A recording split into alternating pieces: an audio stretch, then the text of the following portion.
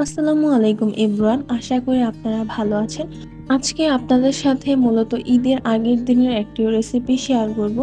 এই রেসিপিটা হচ্ছে মূলত আমার মা চাচিরা বানাতে দেখতাম ঈদের আগের দিন। কারণ ঈদের দিন সকালে আমাদের বাবা ভাইরা হচ্ছে সকালবেলা এই সেমাইটা খেয়ে নামাজ পড়তে যেত। এই হাতে বানানো সেমাইটা অনেক বেশি মজা। আমাদের বাসায় সবাই অনেক বেশি পছন্দ করে অন্যান্য সেমাই থেকে।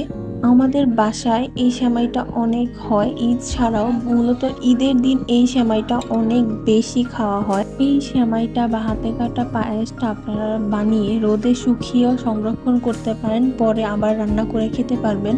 আমাদের খেতে ইচ্ছে হলে আমরা হচ্ছে তাৎক্ষণিক বানিয়ে খাই। অনেকে এটাকে সেওই বা সেকই পিঠাও বলে। আপনাদের অঞ্চলে কি বলে অবশ্যই কমেন্ট বক্সে জানাবেন।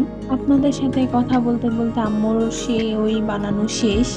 এখন আমরা হাতে বানানো সেমাইটা রান্নার প্রসেসিং এ চলে যাব। তো চলেন যাওয়া যাক। প্রথমে আম্মু হচ্ছে দুধের মধ্যে সাগুদানা, কিশমিশ, আরো মশলা যেগুলো দেওয়া লাগে সবগুলা দিয়ে নিয়েছে। তারপর সাগুদানা ভালোভাবে ফুটে এলে হচ্ছে সেমাইটা হচ্ছে আম্মু দিয়ে দিবে।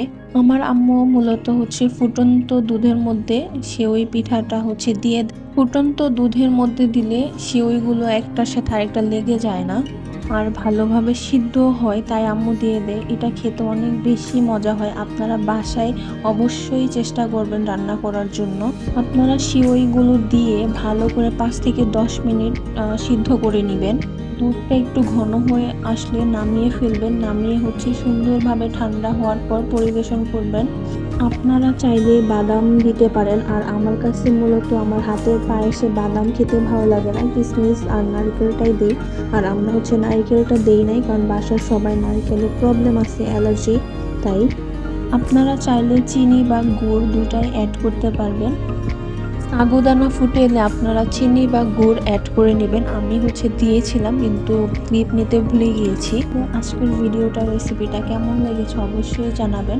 নতুন কোনো ভিডিও আসা পর্যন্ত সবাই সুস্থ থাকবেন, ভালো থাকবেন, কুকিজ ব্লগের সাথে থাকবেন। আপনারা বাসায় অবশ্যই চেষ্টা করে দেখবেন এই রেসিপিটি। আল্লাহ হাফেজ।